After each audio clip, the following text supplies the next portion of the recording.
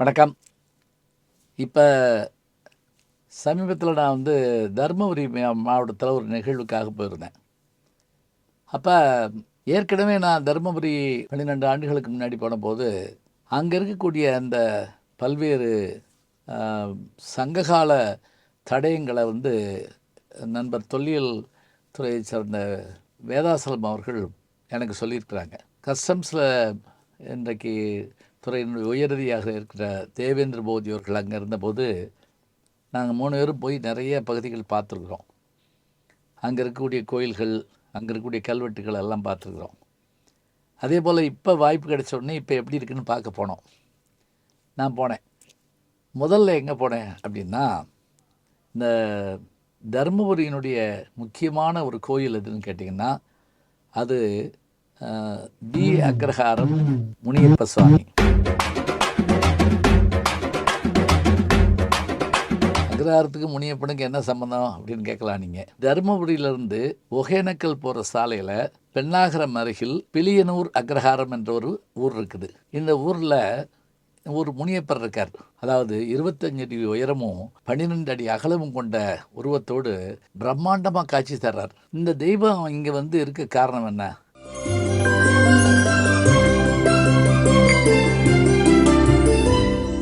அங்கே இருக்கக்கூடிய புராண கதைகள் என்ன சொல்லுது அப்படின்னா, புராணம்னா என்ன, இது 2000 ஆண்டு பழசெல்லாம் இல்லை.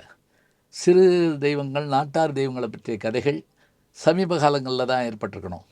ஒரு 300 வருஷம் 200 வருஷத்துக்கு முன்னாடி அந்த பகுதியில் வாழ்ந்த மக்கள் கும்பரசன் கோட்டைங்கிற பகுதிக்கு மரம் வெட்ட போயிருக்காங்க. அதில் போன ஒருத்தருக்கு திடீர்னு உடல்நலம் ரொம்ப பாதிக்கப்பட்டு அவர் உயிருக்கு போராடுற நிலை வந்த உடனே என்ன செய்யறதுன்னு தெரியாமல் வெகு தூரம் வந்துட்டாங்க அவங்க. அந்த நேரத்தில் குதிரை சத்தம் ஒன்று கேட்டு அந்த குதிரையில் வந்த ஒருத்தர் இந்த நிலையை அறிஞ்சு அவர் அந்த முடியாதவரை தூக்கி குதிரையில் போட்டுக்கிட்டு ஊர் எல்லைக்கு கொண்டு வர்றார்.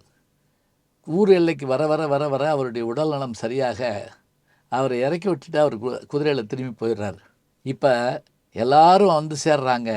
அவர் பிழைச்சி எழுந்தவர் தன்னை காப்பாற்றினது இந்த பகுதியில் இருக்கக்கூடிய முனியப்பராத்தான் இருக்கணும்னு அவர் சொல்ல மற்றவர்களும் அதை பாராட்டி அவருக்கு வேண்டிய அந்த பூசைகளை செய்து நாம் கோயில் எடுக்கணும்னு எடுக்கிறாங்க. இதுதான் அந்த பிலியனூர் கோயில் முனியப்பருடைய வரலாறு. இங்கே ஆடி அமாவாசை, மார்கழி அமாவாசை நாட்களில் பெரும் கூட்டம் மக்கள் கும்பிடுறாங்க. பலியிடுதலும் உண்டு. பிரம்மாண்டமான உருவத்துக்கு பக்கத்தில் காவலர்கள் சிலையும், குதிரையினுடைய சிலையும், வேட்டைக்கு போகிற அந்த பைரவர் நாயினுடைய சிலையும் எல்லாமே இருக்குது. இந்த முனியப்பர் கோயிலுக்கு நான் போயிட்டு அங்கே இருக்கக்கூடிய அந்த பூசாரிகிட்ட கேட்டேன். அவர்களெல்லாம் பெரும்பாலும் அந்தணர்களாக இருக்க மாட்டாங்க, குருக்களாக இருக்க மாட்டாங்க. ஏன்னா இது பலியிடுற கோயில்களாக இருக்கிறதுனால நாட்டார் தெய்வங்களுக்கு நம்மவர்கள் தான் பூசாரிகளாக இருப்பாங்க. அப்போ நான் ஒரு கேள்வி கேட்டேன்.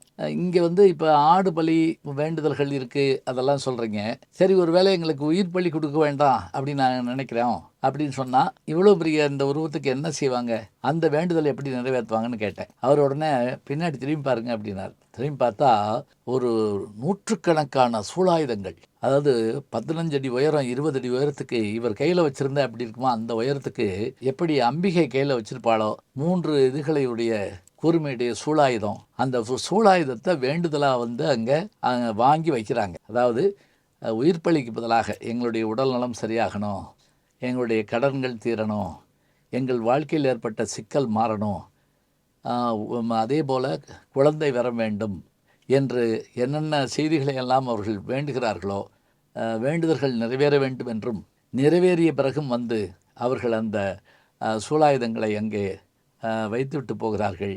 அவை 100கணக்கில் அங்கே இருக்கின்றன. அதனால் இங்கு பலியிடுகிற செய்தியும் உண்டு, அன்னதானமும் நடக்கிறது. அதே போல் நம்ம ஊரை பொறுத்த மட்டும் என்னென்னா, கெடா விட்டுனா அங்கேயே முடிச்சிடணும், வீட்டுக்கு கொண்டுறக்கூடாது. இன்றைக்கு வரைக்கும் அப்படி ஒரு வழக்கம் வச்சுருக்கோம். என்ன அர்த்தம் தெரியுமா, அப்போவே அது தீர்க்கப்படணும், அப்போவே எல்லாருக்கும் கொடுக்கப்படணும். இந்த கோயிலை நான் பார்த்துட்டு அப்படியே இன்னொரு கோயில் இருக்குன்னாங்களே அப்படின்னு சொல்லி கோட்டமணீஸ்வரன் கோயிலுக்கும் போனேன்.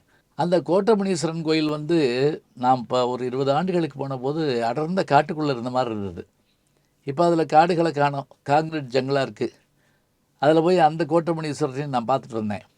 ஆனால் அங்கே இருக்கக்கூடிய மல்லிகார்ஜுன சுவாமியும் அங்கே இருக்கக்கூடிய கல்வெட்டுகளும் அரிய செய்திகளும் நமக்கு ஒரு புதையல் போல் அங்கே காணப்படுது. இதெல்லாம் நாம் தொடர்ந்து பார்க்க இருக்கிறோம். இப்போ நாம் முனீஸ்வரனை போய் பார்த்தோம். நான் பார்த்துட்டு வந்த செய்தி உங்களுக்கு சொல்லியிருக்கேன். இந்த நம்பிக்கை உள்ளவர்கள், இந்த தெய்வத்தை நம்புகிறவர்கள் சென்று பார்த்து வரலாம், வணங்கி வரலாம். நல்ல செய்திகளை நாளும் சிந்திப்போம். நாளை சந்திப்போம். நாளும் நல்ல தமிழ் கேட்க முனைவர் ஞானசம்பந்தம் அவர்களின் கேளுங்கள். கண்டிப்பாக கேளுங்க. நான் கேட்டுட்டு இருக்கேன்.